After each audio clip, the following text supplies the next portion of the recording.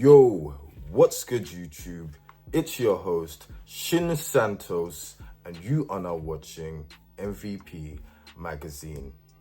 Now, the Nintendo Switch 2 has been out for about 2 weeks already, and rather than rush out a review like certain other YouTubers and other websites, I thought I'd just let the gaming news, the console cook for a little bit longer than everyone else so I can give you guys a fair and straight up review and opinion. You know what I'm saying?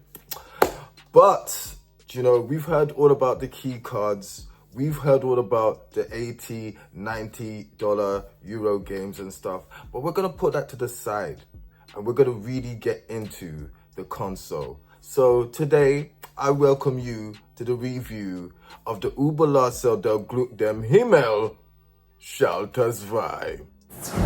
So, the Nintendo Switch is finally here. It's finally in these gaming streets. It's finally in the hands of gamers. And now we've had 2 weeks of real data on this console. So what's the deal? So after owning the console for 2 weeks and putting it through its paces, I can definitely say that the Nintendo Switch 2 is something new, something different.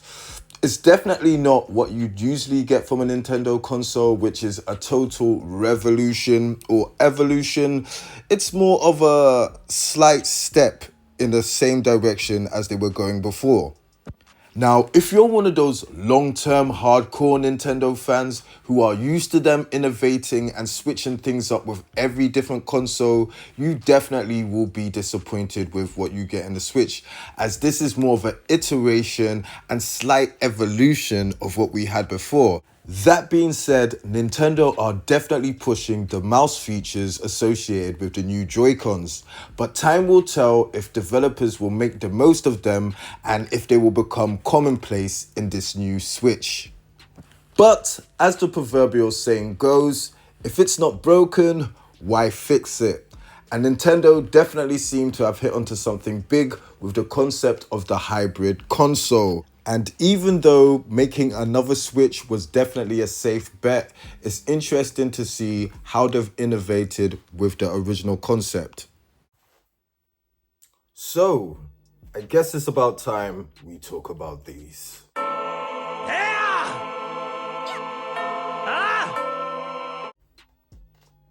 So, what are key cards and what is the fuss about them? Why are we hearing so much about them? Now, long story short, key cards are essentially cartridge-based games you can buy from the store which don't contain the full game on the cartridge. So, you get the game, you put it in your Switch, and then it prompts you for a download.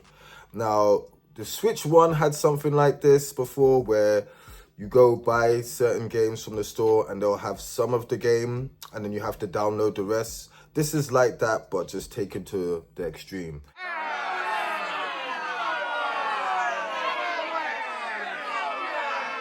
When you put this disc in your console, there's nothing on there. It will immediately prompt you for download. If you don't have any internet, tough luck, you're not playing anything. This, I'm not gonna lie, the key cards, it's like gotcha.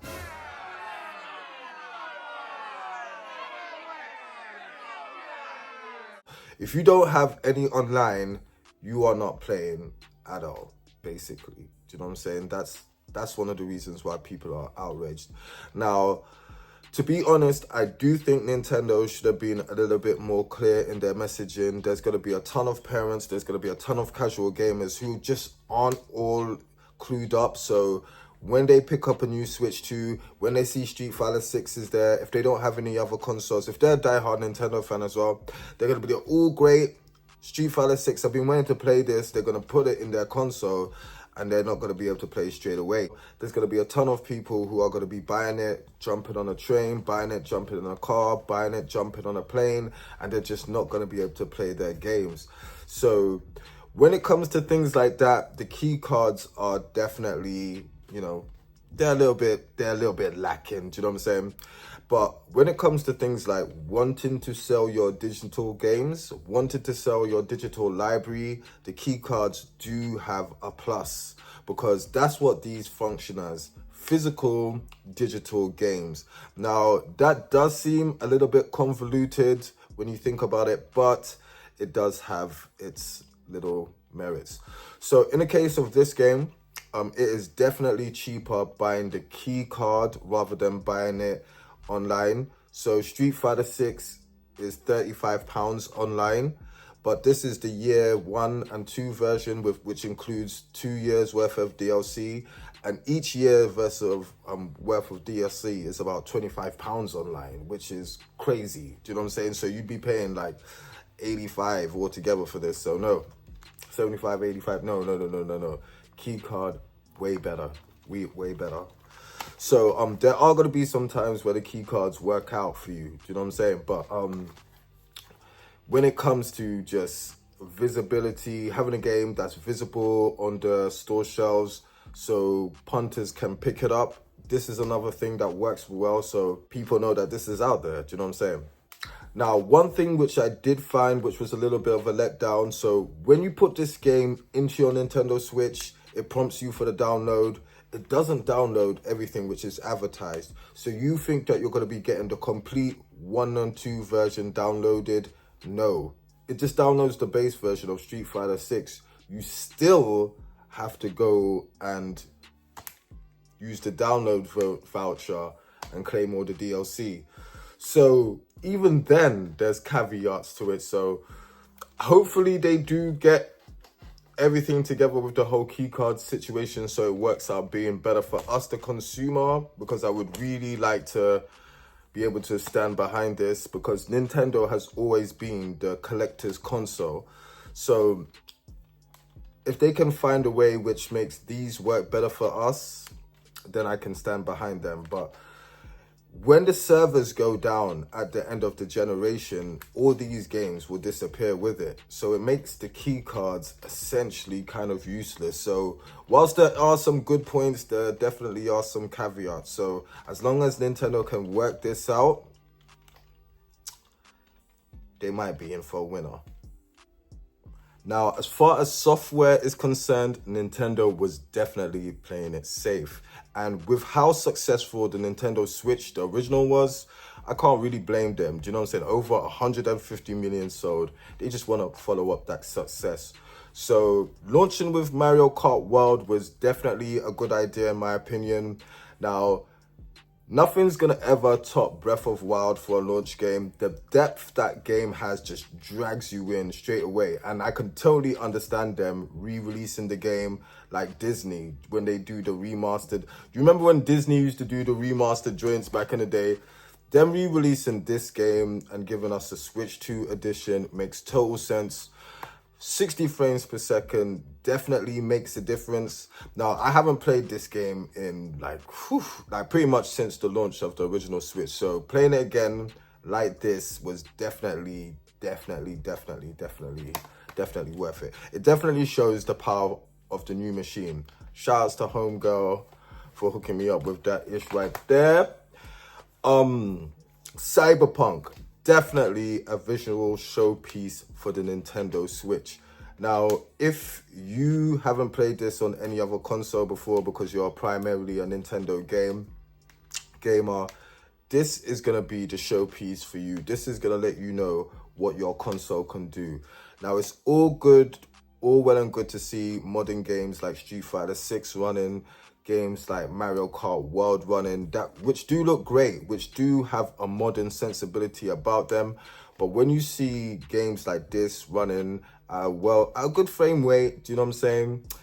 Like, you know that this machine might be able to push some units around. Now, it doesn't, like, the cities are not as populated, they're not as dense as the PlayStation 5, the Xbox version, or even the Steam Deck version, to tell the truth, which I was actually kind of surprised about. But the game looks and runs like quite well from what I've played so far. So yeah, Cyberpunk is definitely a must buy, and especially because the whole game is on a cartridge. If you are picking up a Switch 2, or if you've got one, this should definitely be one of the ones in your collection. Now, Street Fighter has been a mainstay with Nintendo console launches for a while now. Whenever they could get it, they could. With the last Switch, they had Ultra Street Fighter. With the Super Nintendo, they had Street Fighter 2. And even with the GameCube, they had Capcom versus SNK. So, and the Wii had an exclusive Marvel versus, like Tatsunoko versus. So they've always got some kind of backup from Capcom, and it was cool to see them launch with this. I pretty much own this game, even though, funny enough, I don't really like Street. In my opinion, Street Fighter 6 is like the worst one that's come out in a long time. But I've owned this on everything at the moment, so had to try it on a Switch, and it does compare against the Steam Tech version quite favorably. I really do like it and stuff. The only bad thing is some of the delay in the buttons and stuff like that. There's definitely a delay, and they've actually tested it out. So, but it's on a key card. So hey, make sure you know that before you pick it up. But and of course, Mario Kart World, the big game. The reason why most of the Nintendo cats are here in the world. The reason why most of the Nintendo cats are here right now is that if you don't buy it now, you probably won't be able to get one later in the year. Mario Kart World. So it all depends on how much of a Mario Kart fan you are. Yes, it was a good idea to launch with a strong title. Definitely does seem like it's strong, but I will not lie. I do not know if it has enough content to hold down the launch of a console. Now, Donkey Kong is right around the corner. But even that, it's not the same kind of experience as Breath of the Wild was definitely lightning in a bottle, but that game was a killer app. You had to have it. You know, Mario Kart is cool. It's like, it's great. It's more Mario Kart, but it doesn't seem as essential as something like Breath of the Wild. Now, hopefully Donkey Kong will actually be that magic. It looks like it's good. Like, I watched the Treehouse the other day.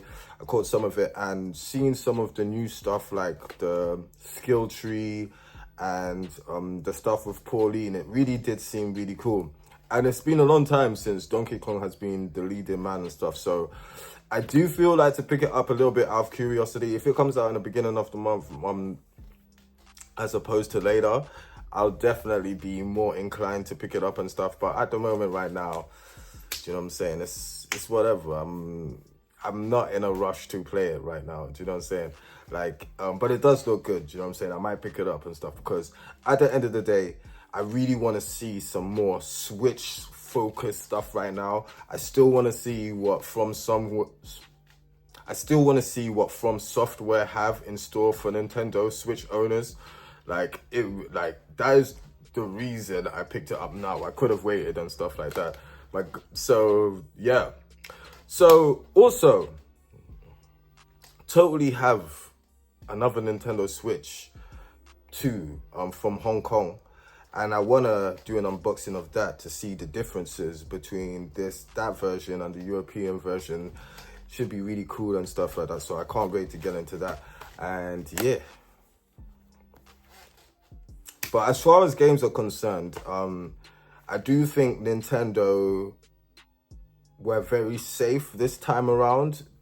Like, they made sure they had Mario Kart, and they made sure they had a wide variety of third-party titles. The only thing is now, there's a ton of people that own these games on other consoles and whatnot. And so that might be a problem. Because I almost never got the games that I got with this console. It's only that I had people that want to hook me up and stuff like that, so they could watch the channel and all that good stuff. Because Nintendo have a lot of games that you can get on other consoles, it's very possible that people might not pick them here because they own them already. So it's like, what's the point paying more for the game because it's on Nintendo?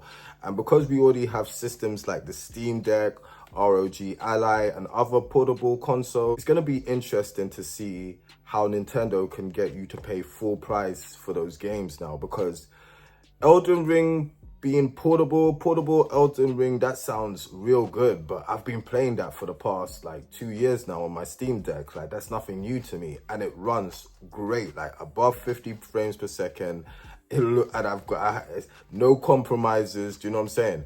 So if they're gonna sell that to me again, yes, they're gonna, when they bring out Elden Ring, it's gonna be a complete package with all the DLC, which will be great. Do you know what I'm saying? That's definitely attractive, but at full price, when you probably be able to get that same package on Steam or somewhere else for cheaper, you know? So these are the kind of things which Nintendo are gonna have to wrestle with when it comes to third-party games. So I wanna see if it's possible, man.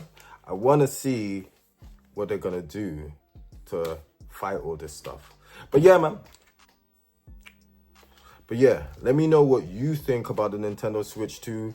Let me know if you pick one up, if you're thinking of getting one, or if you're on the fence, or if Nintendo have to do more to please you and to get that dollar, or that pound, or that euro, or that Gleben, or that yen, or that Hong Kong dollar. Anyway, holla at your boy. Sayonara.